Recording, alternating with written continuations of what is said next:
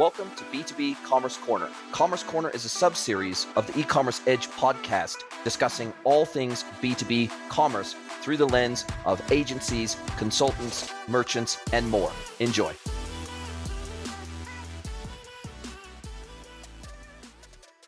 Hello, everybody, and welcome to another episode of the podcast. It is my incredible pleasure to welcome our amazing next guest, Mr. Jeremy Ott from Reinders, Inc. Welcome to the pod, Jeremy. Hi, Jason. Thanks for having me. I really appreciate the opportunity to talk with you here and continue more conversations that we just had a couple weeks ago. So thank you for having me on. My pleasure. You are the director of e-com and digital marketing over at Reinders. You've been at Reinders, man, you've been there nearly 14 years, so certainly not your first rodeo. And many of my audience may have heard of Reinders before. You know, you guys have been around since 1866. So you guys are a multi-generational family business, mid-market distributor of products to the commercial green industry. So anything to do with kind of irrigation and anything to do with making spaces green for things like golf courses and commercial resorts and things like that. So basically anything to do with kind of irrigation, plumbing, piping, sprinklers, kind of anything to do with that world you guys specialize in. And I had never met you before. I'd heard of your company, but I'd never met you before until we happened to go to one of the same after events in Scottsdale, and we bumped into each other, and we ended up having a multi-hour awesome conversation about the industry and where we think it's going and some of the cool stuff you're doing over at Reinders. So that's why I wanted to have you on, is to not only talk about Scottsdale and sort of your thoughts and your takeaways from that event, but you're in the trenches every day, literally living this distribution game, and you're seeing the stuff that your customers and your dealers and your B2B buyers, what they are expecting from you and how that's been evolving over the last couple of years. You were telling me some pretty cool stuff that you're bringing to market that you've never really had to think about before. It's keeping your job fresh and new.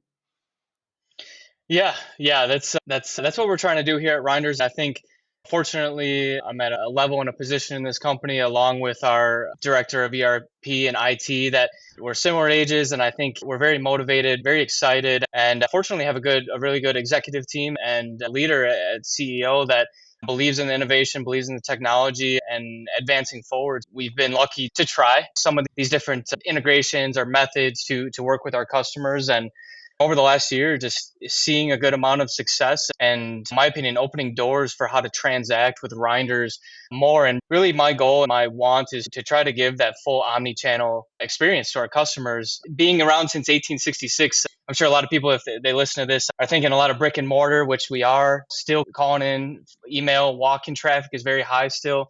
I think one of the stores still has a fax machine, and it's that. But then for the last 10 years or so here, we've been aggressively trying to get that e-commerce business going, which we have, and continue that business, but now looking at other channels of how we can service our customers.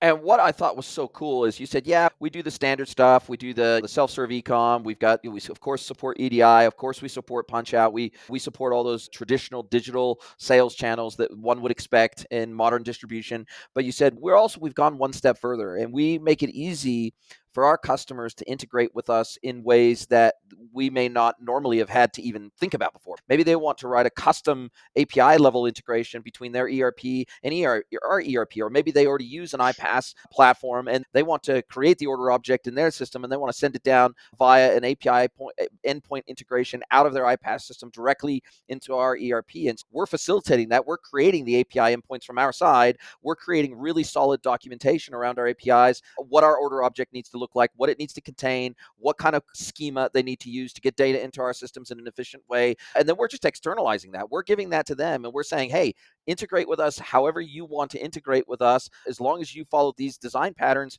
we're good.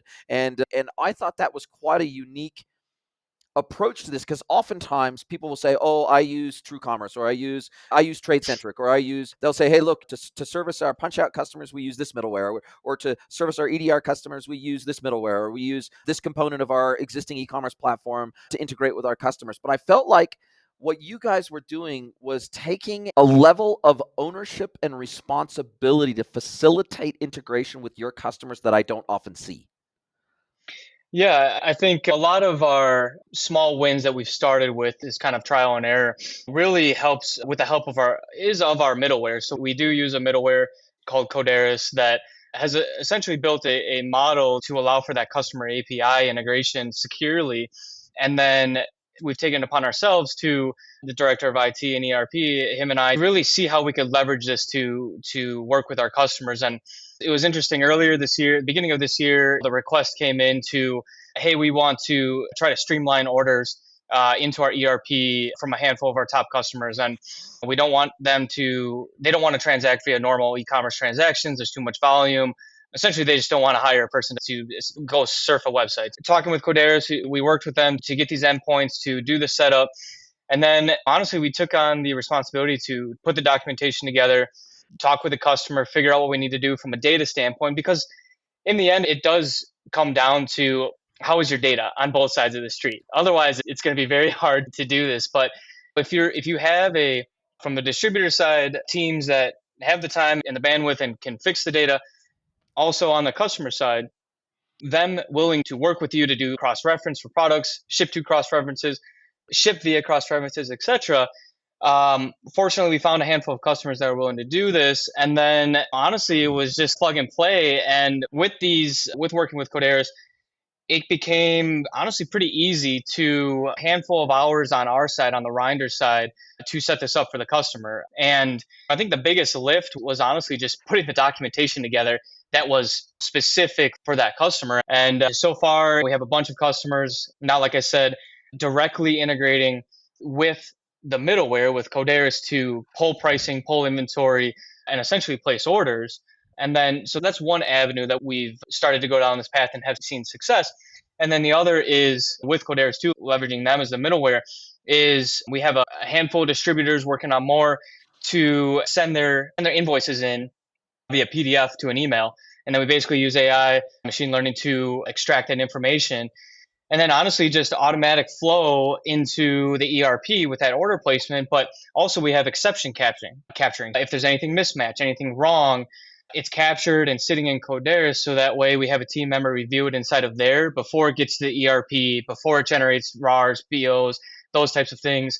And so that's been really nice. If there is like a non-stock product or something like that, we can catch it before a warehouse team member or someone even sees it in the ERP. So those two avenues alone, I really do believe are starting to become more requests that customers are going to ask for. If they're not asking for it already, they're going to start asking for it. And I think it's funny. I think it was yesterday. I had a sales rep call me and said, "Hey, I got a customer that wants to integrate with us and not use the website. Can you guys even do this? Isn't even possible. I've never even heard of this. I don't talk tech." And I was like, "Yeah, just send them over to me. We'll take care of them and we can get them set up." But the way that this is going to go, I feel, is it's going to start rolling down a hill. And so as a business, there's a strategy, in my opinion, about this, because we're not like an enterprise size customer or company. We can't just take on every single request that's flying in. It's really about looking at that customer and what's the ROI. Yeah. You know, what are they, a customer, B, C? Are they even a customer? What's the potential? And so it's fun and exciting now because we've got a bunch of customers on there. But now as the requests keep flowing and we're like, wait, hold on. We have to evaluate whether or not this makes sense strategically for the company, as well as is there an ROI in this investment? So yeah, it's been really fun so far.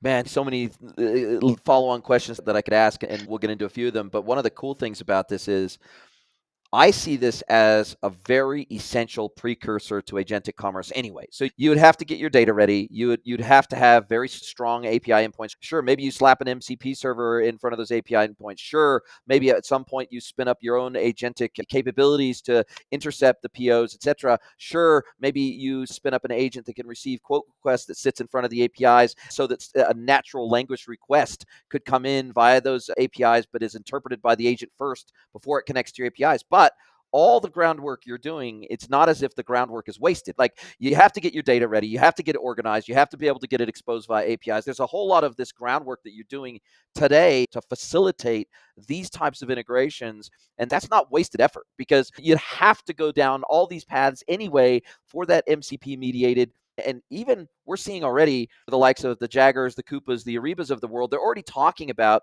agentic procurement. And so if you aren't able to serve those third-party buying systems agentically, which means you still got to do all that foundational work first, you'll never be able to serve them agentically. And so it feels Yeah. like this was you were very much taking a, without even maybe even realizing it, you're like, we're taking a crawl, walk, run approach into this whole agentic era. But man, I'm glad we've done the foundational work first. Yeah, yeah, and really that's throughout this whole process for the last couple of years now of doing these integrations. It's been we continue to find things that we improve on, and it's always I thought we were solid. All right, hold on, let's stop, let's fix that. But yeah, it's really the lift becomes or the let's just call it the hours that it might take to get someone up and running to be connected to us. It becomes more of a checklist. And you're saying, okay, how do their ship twos look? How does the product data look? Are they willing to do cross reference? Do we got to do it on our end? And yeah, it is interesting because a lot of these customers, when we talk to them, they say, yeah, we'll just do the cross reference on our side. And I'm like, all right, this has been great. This It's has been easy. easy. You're like, oh, Eh, cool. I'll send you a table down. You can yeah. put it. You can put it in your staging table. You can do the cross reference in middleware before you ever send the order object down to us. Perfect. Yeah, and so that's been good. And then we had a handful where we had to come back and say, what is this part number? Like, I thought we agreed on this set of products. And so then it becomes that it's you don't just build it and then leave it. It's a continuous improvement, both from the technology standpoint, in my opinion, but also from you're fostering that relationship with that customer. And to me, it's you have your loyal customers, you have your A, B, C, D, all the way down to your F customers. But these guys, these customers that are reaching out to want to build this connection with you, those are probably the ones that hopefully want to do a large amount of business with you, but also continue to grow together. And you're almost forming a partnership with each customer and helping service each other. And so that's where I think, as a distributor, it's always about customer service and customer satisfaction. And that's what I really enjoy about where we're at Reinders is from an IT, tech, ecom, marketing standpoint is that we're always looking out for the customer. But at the same time, we're always trying to say, we're not going to shut you down of your request to integrate with us. We may not be able to, honestly, we may not be able to facilitate it at that time, but it's going to go on a list and we're going to investigate it and try to figure it out. And it may take us a year, but if you're willing to work with us, then I feel like we can accomplish almost anything at this point now. And the other thing that we discussed in Scottsdale was the fact that this instantly creates a level of stickiness and a moat that is hard for sometimes the biggest players in our industry because they're by definition slow moving. The biggest distributors in any vertical, they tend to be the slowest moving. They tend to be the most risk averse. They tend to be the ones that are running legacy systems because they haven't had any pressure to change. They've got an element of monopoly power that means they don't have to be agile. They don't have to adopt the latest technology. They don't have to be flexible to work with customers because the customer is flexible to work with them because they want to buy off them. And I feel like this level of IT, I'm not even going to call it e-commerce. I'm just going to talk it broadly, IT capability that you guys have developed inside your business to serve the customer.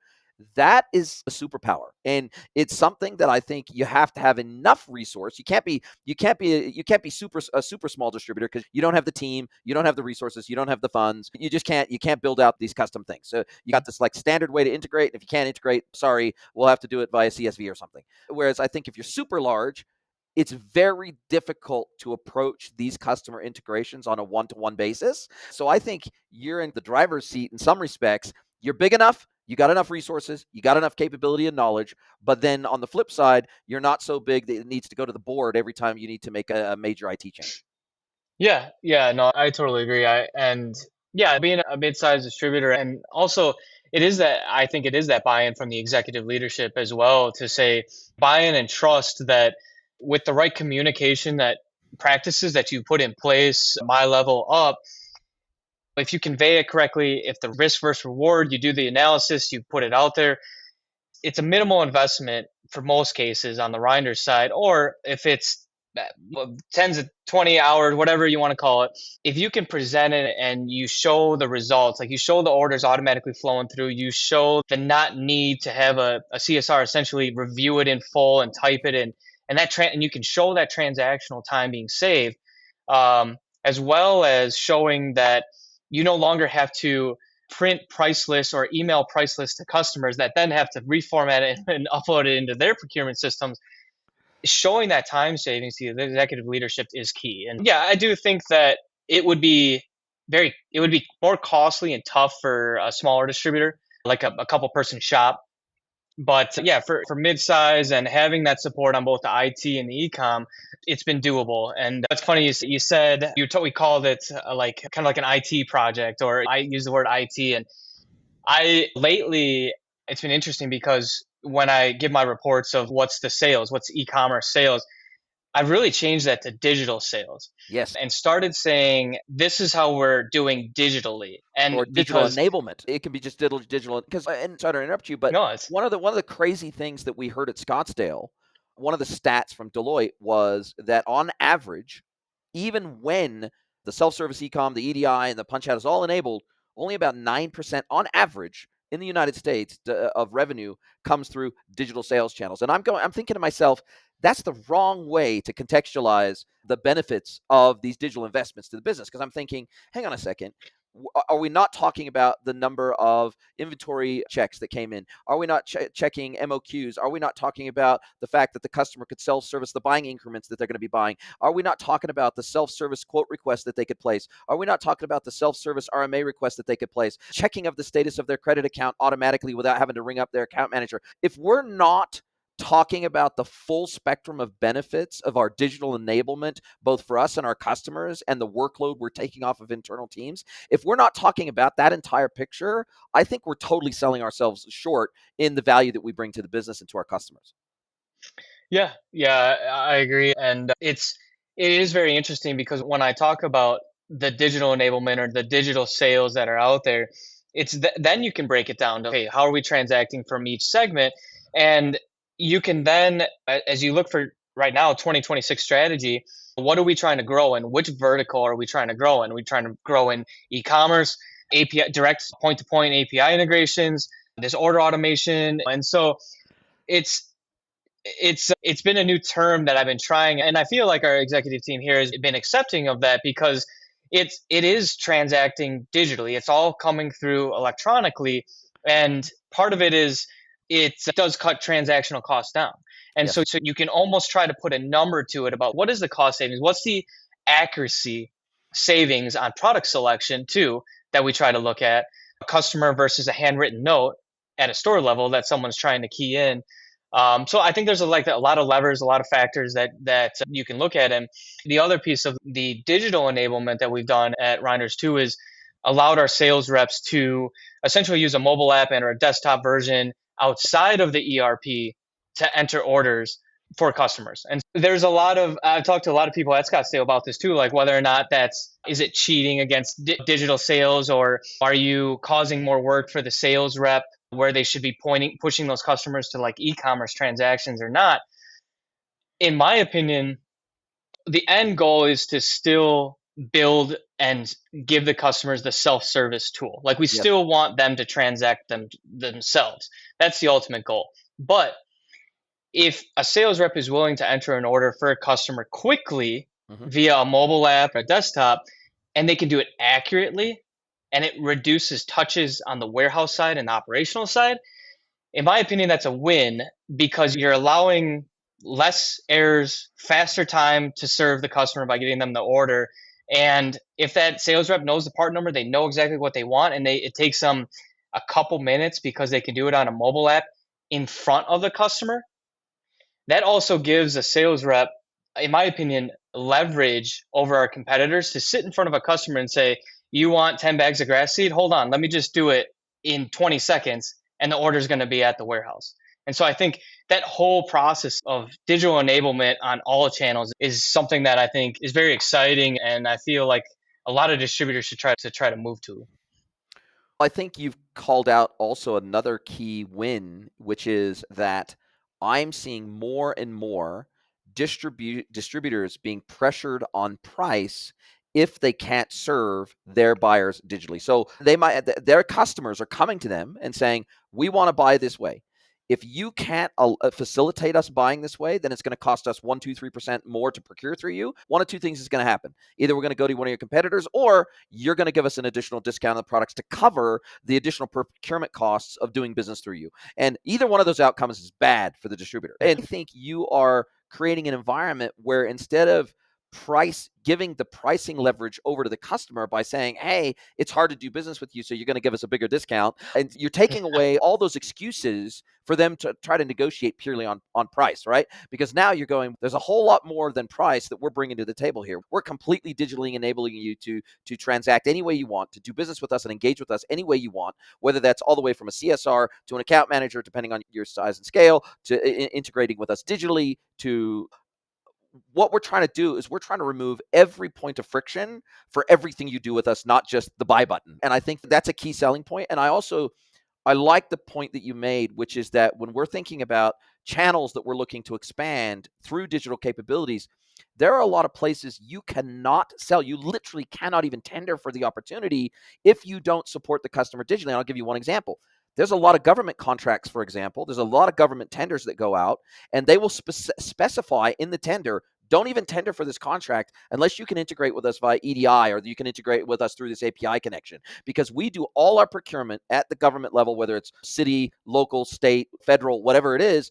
A lot of times they are the ones that are going to be dictating how they buy through you. And you don't even have a chance to sell to those customers if you don't serve them digitally. So I feel like a lot of distribution players are overlooking major pockets of potential business just because they can never play in that space because they're just not digitally enabled to do. Yeah, I think that, after hearing that and thoughts around that, it's even if you can't service all of them, or even if you're not serving them now, I do still think, as challenging as it may be, to at least investigate it and potentially propose the cost, because I think it was a very high risk to move away from the norm, right? We got our e-commerce, we're building it, we're always trying to make it better.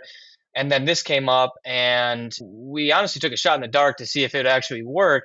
But with the right research, with the right discussions, the right partners, it just opens up doors. And just my opinion is that whether you're small to large, medium, if that opportunity comes up and someone is actually bringing it to your desk, try to take the shot to see if you can make it work. And if you get shut down, then there's always next year, I guess, in the budget.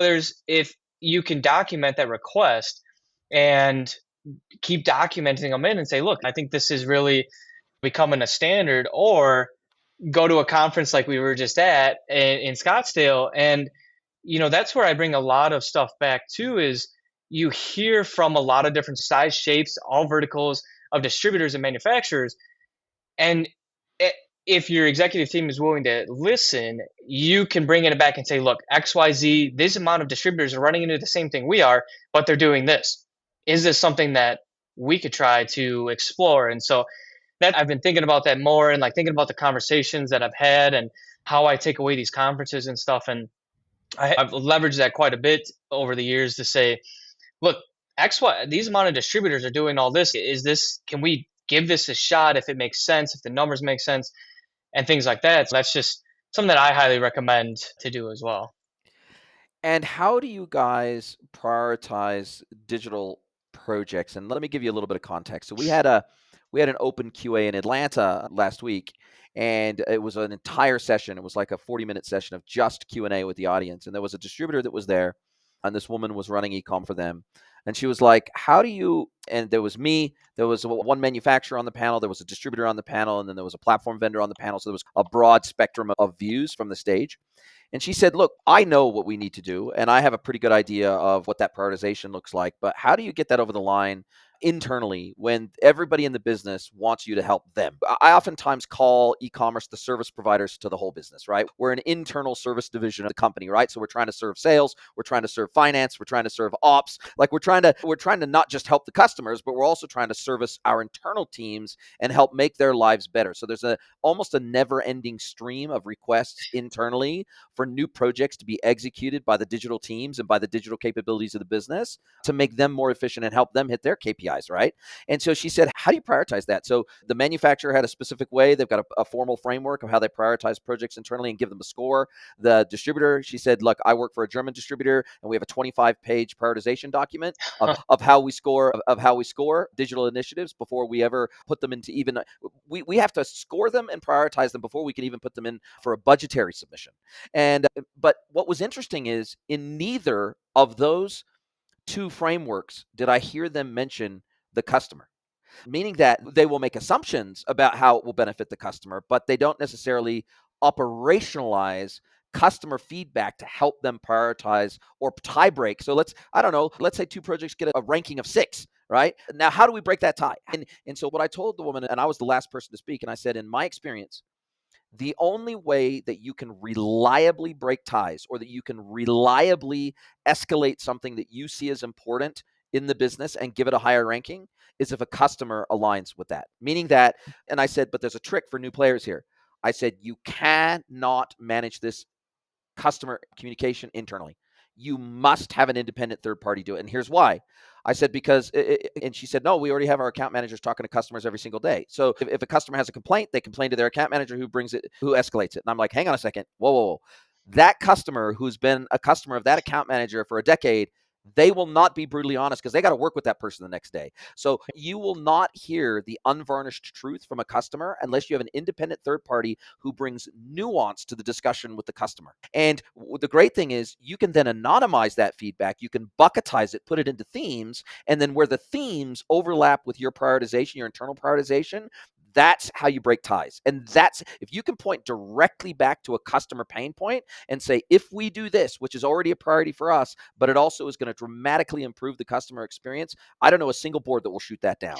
And so that's one of the missing components of almost all these discussions is operationalizing customer feedback and making sure that we have enough independence in that process to where the customer can be brutally honest about what they love about doing business with us and the things that maybe they don't love about doing business with us. And it was interesting because, and I'd love to get your take on this. I was working with a client recently, and I've talked about this on the podcast before. I was managing the customer interviews on their behalf because they were about to embark on their first major e-commerce implementation project. It was a greenfields project inside the business, massive 75 or 80-year-old distribution, light manufacturing and distribution company. And they said, we don't really think our customers really need e-commerce. Like we service them at a really high level with our account managers. So I was doing the interviews for them. And one of the customers, I said, if we implement this whiz bang wow e-commerce portal experience, would that matter to you? Would that be important to you? No, not really. I like Bob, my account manager. I like Jane, my account manager. And I said, what are 1, 2, 3 things you love about doing business with this supplier? What are the things that either other suppliers are doing better than them or that are challenging about doing business with them? And the guy literally said to me, he said, Jason, he said, I've been doing business with this supplier for over 15 years. He said, apart from the times I've called my account manager, I have never known when a shipment is going to hit my receiving dock. And he said that's a problem. He said, because we buy 20 and 40-foot containers worth of product from this supplier all the time. And he said, we've only got enough room in our receiving area for a couple of containers. And if I don't know when it's coming, I don't have a devanning team. I don't have a receiving team. I don't have a put away team. And I can't get products into my customers' hands until it's in our warehouse, and it's tying up space on my receiving dock. He said, so why can't I? In retail e-commerce, would be unthinkable for you not to send a tracking number to them. Why can I not know when this shipment? Like, even give me a range of 3 days. Oh, it's likely to hit between this date and this date. I never know, and it's a major problem. So if you could fix that, this would make my life so much better. And it's sometimes we think about the big, flashy, sexy agentic commerce type of experiences. And I've literally had customers come to me, manufacturers, distributors going, can we skip the e-commerce thing, go straight to agentic commerce? Because we don't do e-commerce today. Maybe we do EDI and punch up. We don't do self-service e-commerce. Can we just go straight to agentic? And I'm going, hang on a second. Whoa, let's back up the truck here. Here's some foundational pieces you got to have in place before we can even get to that point. So how about we crawl, walk, run? And Yeah. I just find that it's so interesting in the B2B industry how sometimes we don't even tick the boxes of the basics first. Yeah. That was loaded. There was a lot. There was a Yeah. lot in there. I think that so I'll start with the how to get digital projects approved. And over the years, I think previously there was a CIO above me that's not here anymore, and she was a great advocate for the digital and had a really great relationship with the exec team. And I guess I was in a fortunate place to um, between our research, just trying to figure out what might be the best next thing for the customer, getting that approved in some things wasn't that difficult. But then there was that word that I just used of might. This might help the customer. And so in the last couple years here, we've really tried to focus our enhancements, focus our projects, and not just go willy nilly. Oh, one customer wants this ability to do this, and we just go off and do it. And so now, we really try to leverage a lot of data. So it's customer surveys and then data, customer interaction and then data. Is a customer actually going to those pages? Are they transacting that way? Could it just be that they don't know that this feature functionality exists?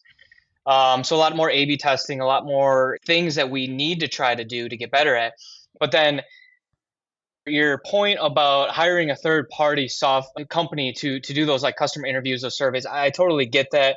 I have not tried that personally, but over the last couple of years, my team has essentially been that third party because they don't know us. Yes, they're not dealing with you every single day.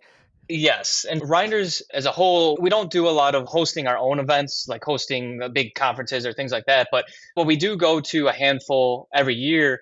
And so for the past couple of years, myself, my e-commerce team lead, and some of the marketing guys will go and we'll actually schedule one-on-ones with some customers that are willing to talk to us, but not with the sales manager in the room. Oh, And wow. so Dude, I've that's talked awesome. to some key customers across all the different product lines and really just said, what are you guys looking for? Like, how can we make this easier? What for you guys to do business with us? And it's been a lot around focus about the website, but um, those conversations you can bring back to the table. And yes, there's still probably a little tweaked because they're still doing business with you. I still am representing Reinders, but at least that person, like you said, like their CSR or their inside sales or their direct sales guy is not in the room there. And so I feel like a lot of those have been beneficial conversations to determine what digital projects could be beneficial. And then really, I think lately over the last couple of years, it's been those innovative projects that we talked to at the beginning of the podcast. It's been more turned to um, we built a decent site. Yes, there could be improvements. There's always could be improvements, but when we do our general surveys out to our customers, and we always ask people, like, even we'll give you gift cards, even, and we say, what do you want improved on? We still get crickets, Yeah. and it's okay. Maybe we're doing something right there. So maybe there's nothing wrong, but we know we want to do more. But what we started to hear was, hey, can you integrate this way? That's what kind of these projects have, in my opinion, and what I've been hearing over the last 2 years is not, hey, can you get this better reorder feature on the website? Yeah. It's, hey, can you integrate with this procurement system or this business management system or this CRM and that type of stuff? And I'm like, okay. And that changing your narrative to your executive team is how I feel like we have been able to push projects forward. But also, it's that I think it's the combination of me collaboratively working very closely with the IT ERP, and it's a two-person approach to come to the executive team that IT and e-commerce are not fighting each other. We're on the same page. We both agree that this will benefit the company, and we're both talking to the customer.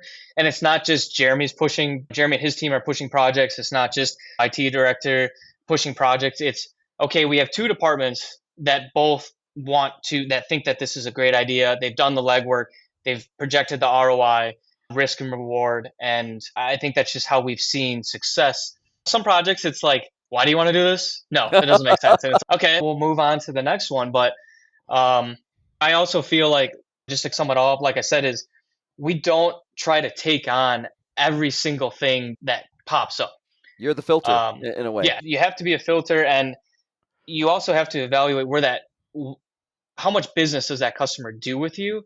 Yeah. Because if it's a D rank customer that never wants to do business with you, or this is the only thing that's going to get them, it's like you have to evaluate risk versus reward in some regards. But in the end, yes, we are trying to service the customer, so maybe we'll give them a workaround that we can figure out. But yeah, that's been that's how I would answer it. I don't know if that would align with others if they heard that, but just a lot of customer surveys, a lot of customer interaction, and maybe if you can't afford budget purposes to hire an outside firm, and I know firms that do that, bring someone in that a customer has never met or never talked to before, but that person starts the narrative off with the customer of, I'm here to help.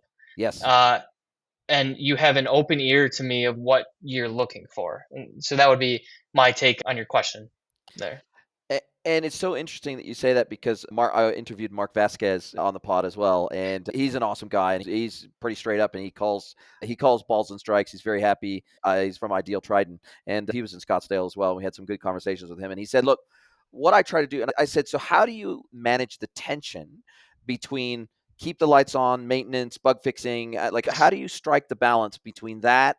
And new initiatives that could really drive additional revenue or customer experience enhancements, etc. How do you balance those? And he says, I call the keeping the lights on work and the stuff that we do every day in our bug list or our existing roadmap, I call that the pothole approach, which is, okay, cool. There's a road, you got to maintain, there's already a road, you got to maintain it, you got to patch the potholes, you got to look after it, right? And he said, so that's what I look at it. I said, that's what I call pothole filling. And he said, then we've got other things, which is more like building a new road or building a new intersection or whatever it is. And he said, so the way I try to prioritize it and the way that I try to keep the rest of the business happy in the process is I use a 2-to-1 ratio.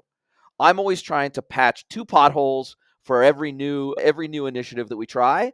I'm trying to patch at least 2 potholes because Sure. usually that pothole fixing, a lot of those complaints or those concerns haven't even necessarily come directly from the customer. Some of them have come from CSR. Some of them have come from account reps. Some of them have come from finance. And they're going, man, you're making my job pretty hard here. Here's some ways you can make my job easier. And he said, that's almost like he said, it's like you're making deposits into the bank account, right? You're making little deposits to where when you do come up with these new opportunities, everybody wants to support you because you've already been supporting them.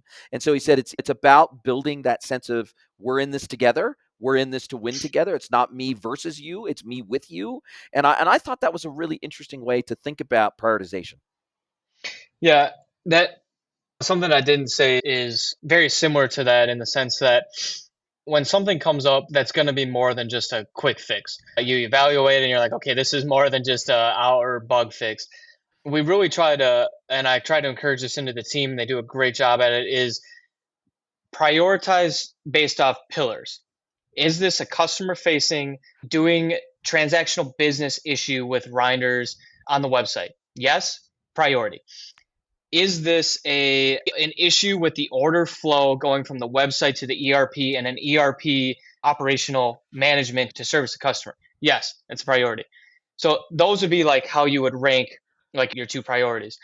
And then from there, it goes 2 more pillars essentially of, is this a request enhancement that is more of a wish list or a want to have on both sides of the street, customer and an ERP? And I think that admittedly, we probably like other distributors, you maybe don't help the internal processes as much as you focus on the customer side. And so we really try to, over the last couple of years, try to come back and circle back and focus on that and say, all right, what is causing you the most pain with like web orders or digital orders? And let's have that conversation and let's put it on the roadmap and actually have it on the roadmap and actually start fixing it. And I think we're trying to do a better job at that. And we're trying to focus on that as well as the customer side. And it is a hard line to balance or fine line to walk because your customer doesn't care about how you service the order. They No, just want the no. order. Yes. Yeah, so if you focus if you focus a month of retainer dev hours on internal fixes and nothing on customer, and the customers are still having issue transact, you're harming business coming in the funnel. And so it is hard and tough to balance. And to me, it's an ongoing process Battle. that Yeah. it's a It's a battle that never-ending you always have process. to fix. But I just met with our internal operations teams, the regional operational managers, and the people that oversee all the stores the other week. And we had a half-hour discussion of what are your pain points? What is the pain point with the website and the digital orders? And I gave them 2 weeks to bring something to the table, and they brought the lists. But at the end of the day, it was like, that's fixed. This is already in the progress. This is fixed. This is in progress. And so it's like the problem is a breakdown of communication. My teams, me, whoever, not pointing fingers, but there was a breakdown in communication to say we didn't communicate good enough to tell you like these pain points were actually resolved in this patch update that we did. Yeah. Or on the opposite side, I didn't know that was even a problem. No one even has told me. And I feel like that statement I just said of I didn't know that was a problem is probably one of the most things in e-commerce Yeah. that people that deal with all the time, I'm sure. And so I just think to Mark's point too is you have to get that buy-in internally, and it's hard, but you got to get the buy-in because e-commerce touches literally every other department, Yes. probably, and you got to win people over. You got to get them involved from the start, and you make other people in other departments feel like they're part of the project because everyone wants to feel a part of that project. They want to feel like their voice is heard, Yep. and so that's what I really try to do now. Is I really try to sit back, listen. If they're heated, you just take it and then you say, all right, let's move on and figure out how we can resolve this issue that's been causing you pain and grief. Yeah, I totally agree with Mark's point and just getting buy-in in from all areas. Yeah, and look, I think we forget sometimes that these are people not just doing a job, but they're human beings. They've got their own agendas.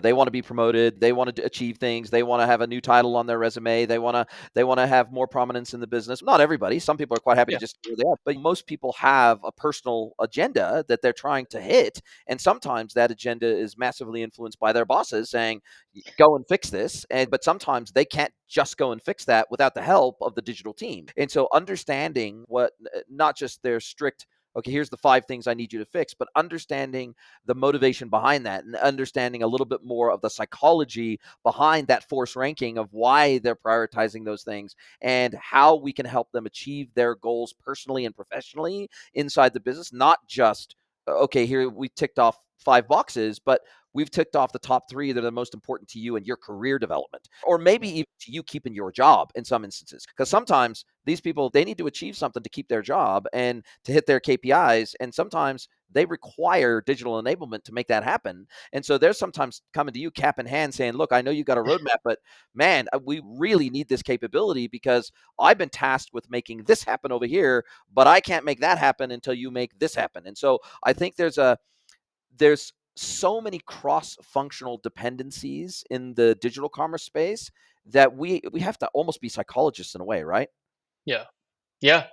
It's every day you're listening and you're understanding and trying to balance. I think sitting in my role in e-commerce and whether you're focusing on integrations or e-commerce or any of those digital channels, yeah, you're acting like the person that is being bombarded from all areas, and you, at the end of the day, you just got to figure it out. If you're motivated to succeed, you just keep pushing on and you figure out how you're going to get it all to work. And I just think it's being in the e-commerce or digital role, you're gonna get pushed from a lot of different areas and pushed around probably. And it was interesting what the comment that you just said at the conference that we were at. What they talked about is that you're not alone in this area because other people in the e-commerce marketing feel that. And to your statement, it's yes, you're getting hit from all departments constantly, and if there's one slight thing that goes wrong, it's a big problem.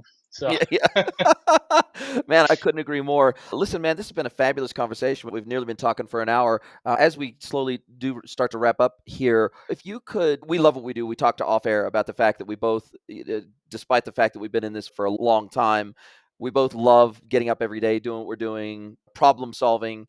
helping people have better lives, helping people be more fulfilled. I think that the empathy gene, if you want to improve, if you want to hone your empathy gene, if you want to exercise the empathy muscle, you definitely become an ecom director or head of digital or something like that inside of a manufacturer or distributor. But if you could snap your fingers and change one thing about our industry, just broadly, like B2B e-commerce, if you could just snap your fingers and change one thing about our industry, what would it be? Oh man, I don't know. That's a tough one.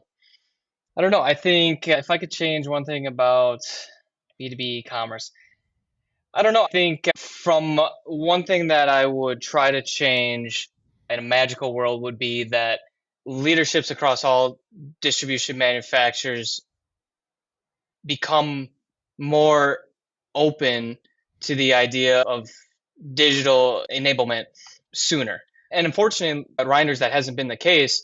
But for others, I'm sure they're struggling with buy-in. Even that story you told about we don't need e-commerce and those types of things. And I think it just distribution and manufacturer alone is. I still have peers in industries that are launching their first site or just launched their first site and stuff like that. And it's props to them to finally get over that hump of they've been pushing to try to get that first website. And in distribution and manufacture, I think it's just being more open to that idea of digital enablement, especially in 2026. You just got to get there, and you got to do some type of digital enablement if you, in my opinion, if you want to continue to succeed, grow your numbers, grow your sales numbers, grow your buying, grow your customer adoption, and all of that. I don't know. That's what I had off the top of my head. That's a good question. I'll have to think on that some more. And next time I see you, see if that answer changes. I love it. I love the fact that, and I mentioned this to Mark, I feel like the genie's out of the bottle, right? You can't see, as much as manufacturing and distribution would like to go back to how it was 10, 20, 30, or 80 years ago. Some distribution companies, in fact, almost all the distribution companies I deal with, they're no younger than 50, like they're all 50, they've all been in business for at least 50 years or more. So these are not young, brand new, fresh out of the Yeah. box businesses. They've been around for a long time. So there's a lot of momentum to overcome in those businesses. A lot of time, established momentum, established ways of working, established sales protocols and processes, sales reps that have been in the industry for 30, 40, 50 years in some instances. So there's a lot of established momentum to really come up against in a lot of these distribution companies. And it is hard, but I think events like Scottsdale and the awards gala, that was one of the reasons why I think it was so important for the B2BA to do that, because there's a lot of people that have been toiling away in the dark for a very long time. People like you, your peers in the industry, who have never been recognized. In the retail e-commerce world, it's normal to go to an award ceremony and to get awarded. That's been a thing for a very long time. B2B, not so much. And so there's been a lot of people in the trenches for many years trying to get this stuff over the line and working real, real hard as internal evangelists for digital commerce within these businesses. And to finally see them recognized, like some of these people were brought to tears on the stage. Yeah. They were like, oh my God, I've never won an award in my life in my Yeah. industry before. And to finally be recognized was felt very special. And look, I really appreciate you being open, honest. I really appreciate you coming on the show. B2B e-commerce is more of a closed shop. People play their cards closer to their chest. They think that their way of doing things is their secret sauce. They think their tech stack is their secret sauce. They think their pricing model or their product range is their secret sauce. And so there's a lot of people in the B2B world that don't like to be public. They don't want their name up in lights. They don't want to be winning awards. They just want to be in the background. And so it makes it hard, because we need those people that have been doing it for 10, 20, 30 years.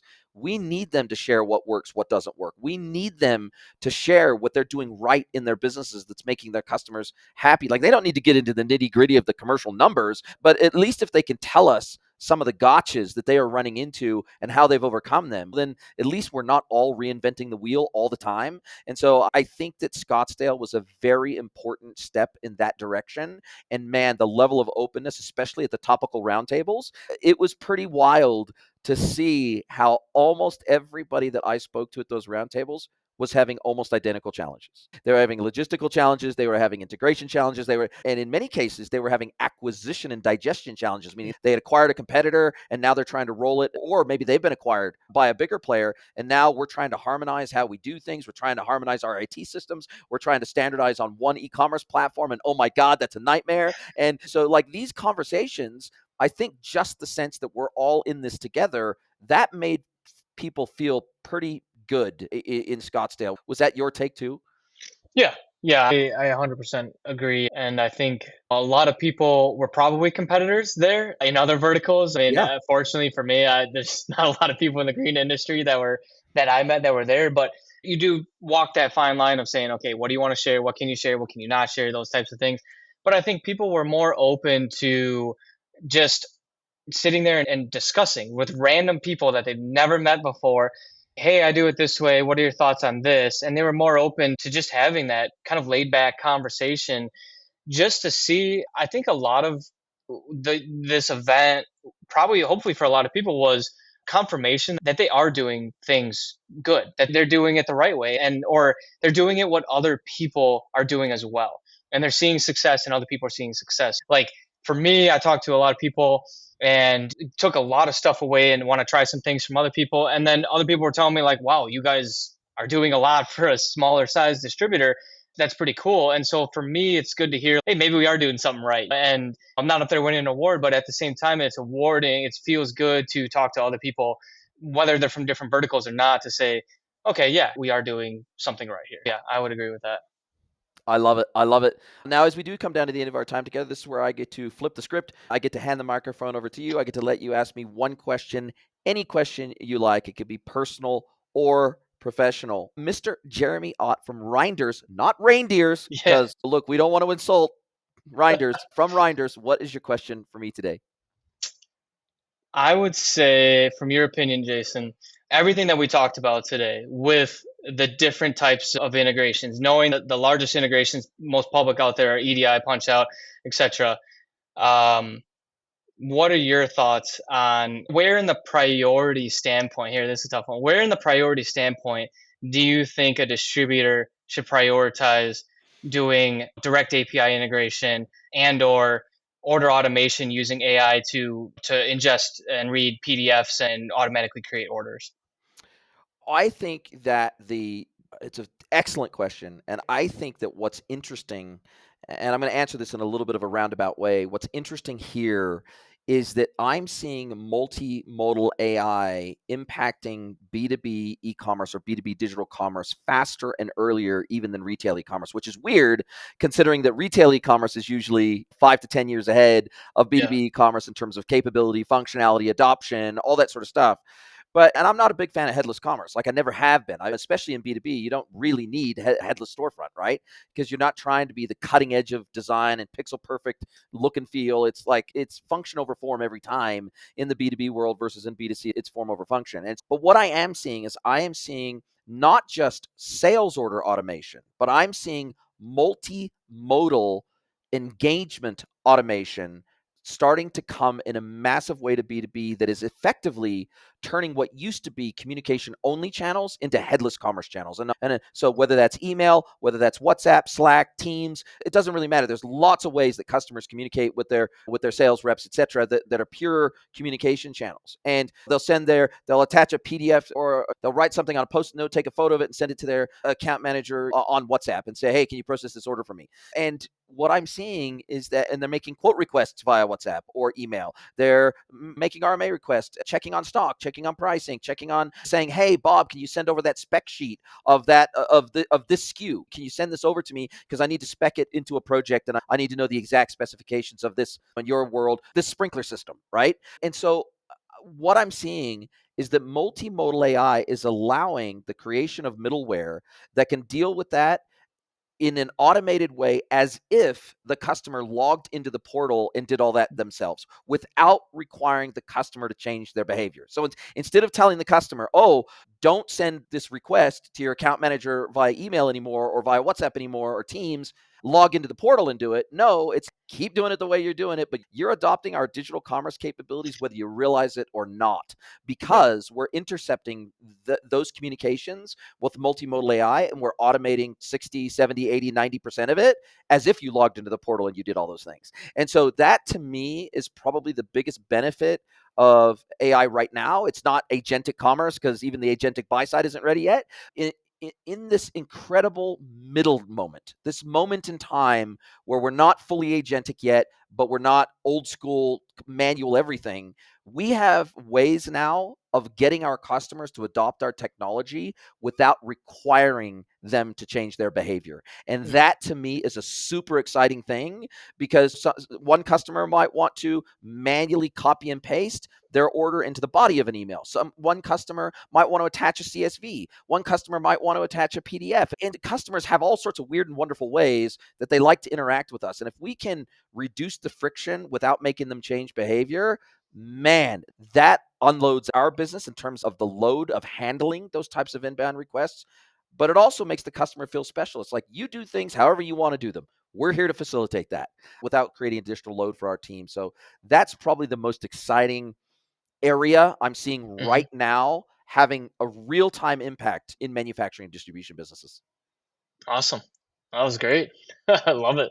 Awesome, brother. Listen, been a fabulous conversation. I'll drop a link to your LinkedIn profile in the show notes. If people want to get a hold of you and want to just chat and chew Yeah. the fat about all things digital and e-commerce in the B2B world, apart from LinkedIn, what's the best way to get a hold of you?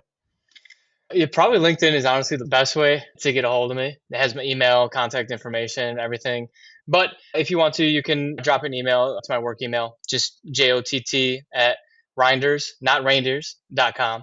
Well, the And good thing yeah, is the good thing is Reinders is behind you on the wall, so yeah, they can see yeah, they can see for exactly how to sure. spell that. Yeah, Yeah, exactly, exactly. Listen, man, this has been a really cool conversation. I really thoroughly enjoyed meeting you. I think I walked away from that first night after one too many margaritas with a slight headache. I was a little dusty the next morning, but it was well worth it because of the conversations we were able to have. So I really enjoyed meeting you, and I can't wait to hang out with you again, brother. awesome. You too, Jason. Thanks for having me on. Appreciate it. Cheers, buddy. Are you a B2B or D2C e-commerce merchant? Then head over to greenwoodconsulting.net to learn how we can help you scale your business.